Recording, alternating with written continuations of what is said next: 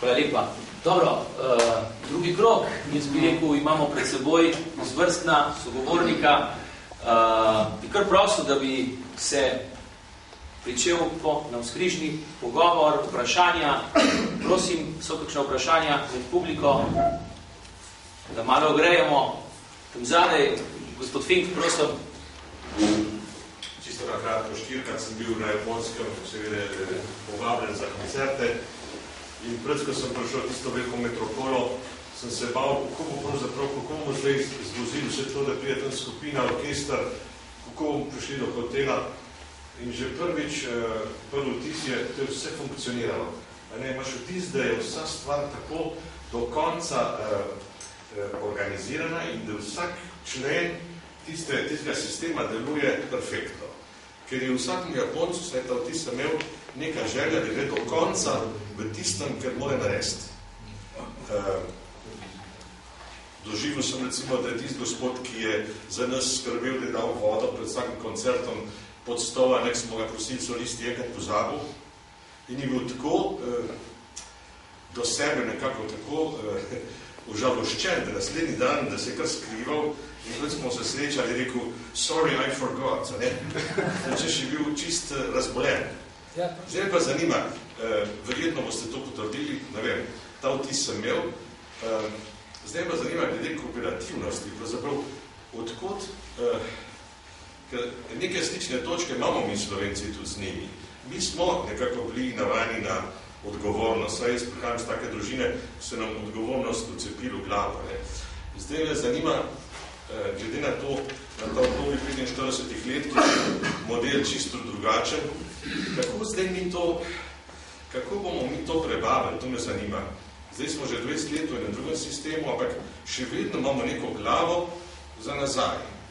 In za nazaj je bilo to, vse je bilo skupno, ni bilo treba, da si bil nekako odgovoren, sam da si bil lepo tih, pa si delal, pa si se imel fajn. Sam, da nisi provociral in take stvari. Zdaj, kaj bo treba zdaj naprej? Mi imamo na šolo, ki uči otroke, pač da morajo biti konkurentni. Hčerka, ko je hodila v osnovno šolo, enkrat prijokala, pa je rekla, danes se pa soseda, moja sošolka, vse prekopirala. Se je rekel, ja, v čem pa je problem? Ja, a ti, ona bo lahko šla na eno dobro fakulteto, jaz bo mogla pa frizerka biti. In celo otroci so danes, mislim, da rastejo v neki konkurenci, ampak ki ne sili v kooperativnost. Sili v konkurenco, ampak ne pa v kooperativnost. No, tako sem prav nečkaj povedati, kaj se bo mogla narediti, torej zgoditi v naših glavah, ali kako bo treba preslediti še stvari. Vprašanje specifično za enega? Ja, ne, za oba. Za oba. Prosim, kdo bi se javil? Če me samo se komentiral.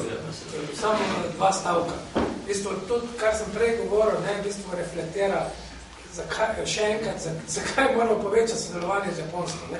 Če te bo kdo naučil odgovornosti pri delu, te bo Japonci naučili. Tam imamo vodja prodaje v Litostroju, sedi pa ne pove, kako reklamacije izgleda. Mislim, ni milosti. Stvari morajo biti v redu. Tako kot ste sami rekel, vse je klapalo. Če hoče, da vse klapa, mora biti ljudje odgovorni. In to je spet ena dimenzija, zakaj moramo sodelovati z Japonsko. Hočem reči, ne samo, da bi kak denar zaslužili, ampak da se bomo naučili še mnogo stvari, ki nam jih manjka, ki smo jih pozabili v zadnjih 50 letih in jih zdaj moramo se nazaj učiti, da bomo lahko naše gospodarstvo spravili red in tudi družbeno življenje. Tako, prosim. Lenova je na Japonskem smrtni greh. To je dobro za nas. Naprimer, si bolan, a ne možeš delati. Dobiš od zdravnika za 3 mesece, recimo povprečno za 3 mesece, potrebilo, da si bolan in dobiš tudi podporo od države. Zdaj pa po 3 mesecih moraš iti spet zdravniku, da ti da ali spričevalo, da si še zmeraj bolan, ali pa, da si zdrav. In od takrat naprej moraš delati. Ni druge. Moraš, ker je, koliko sem rekel, 170 milijonov na tisti eni tretjini japonske zemlje, moraš delati. In to je v njihovi krvi, res, ne? In je čas, da delaš. Pa še nekaj bi rad povedal. Nas Slovencev niso poznali. Zakaj ne? Zato, ker je bila politika Jugoslavije, nekdanje Jugoslavije, da prepriča Japonce, da je Jugoslavija Srbija. Glavno mesto je Beograd in drugih krajev sploh ni. Ne eksistirajo. Potem, ko je Slovenija postala neodvisna, so me vprašali, reči, pa kje je to Slovenija? Mene sem mislil, da sem iz Slovakije, ali pa iz kakšnih republik, Sovjetske unije, karkoli, Slovenije niso poznali. Potem sem povedal, prej nekateri so si kupili nove atlase, ki v starih ni bilo v Sloveniji. Razumeš, to je bilo Jugoslavija, Beograd, ne, pa to je bilo vse. In zdaj pa nas poznajo, posebno po čem? Posebno po olimpijskih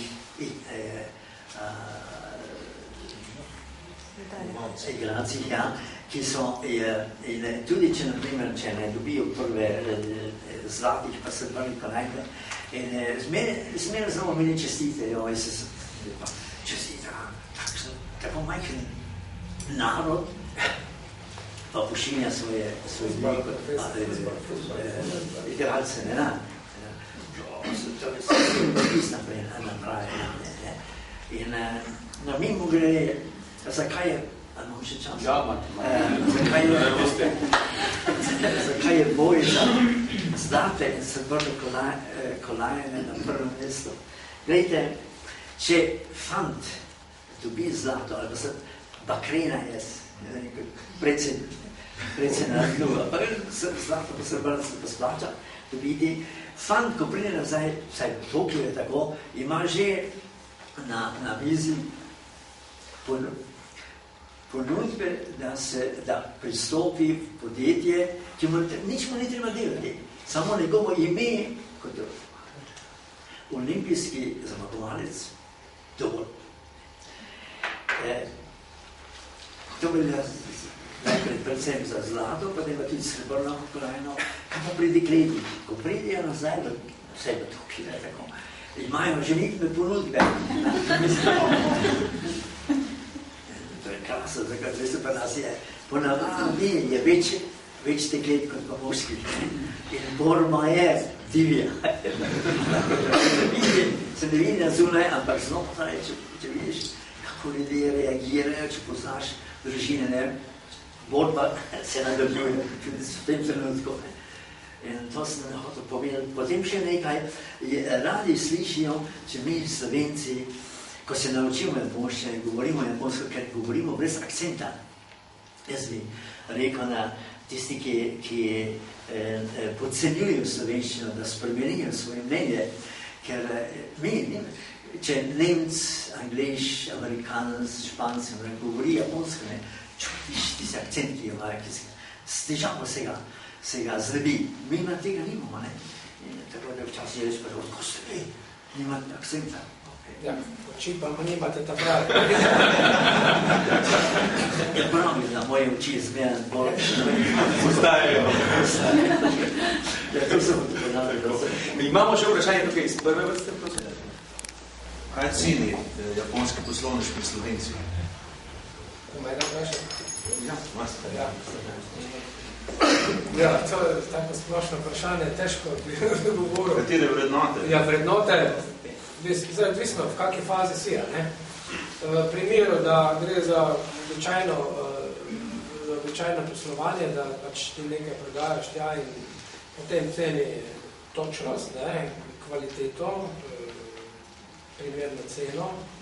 No, to je produkt, ni človek. Ja. Kaj pri človeku ceni? Samo eno pravilo je, ne, trajnost. Na Japonskem ne boste naredili nič v manj kot 3 leti, ne, ali pa 5 let, odvisno zakaj se. Če nisi vztrajen, ne hodite. Tisti, ki misli, da bi jutri kaj naredili, veste, imam prav. Posebno, če se učijo japonščine. Nekateri učijo se približno 1 leto, tem pa nekaj. Zakaj? Ne vidijo takoj rezultatov, ne?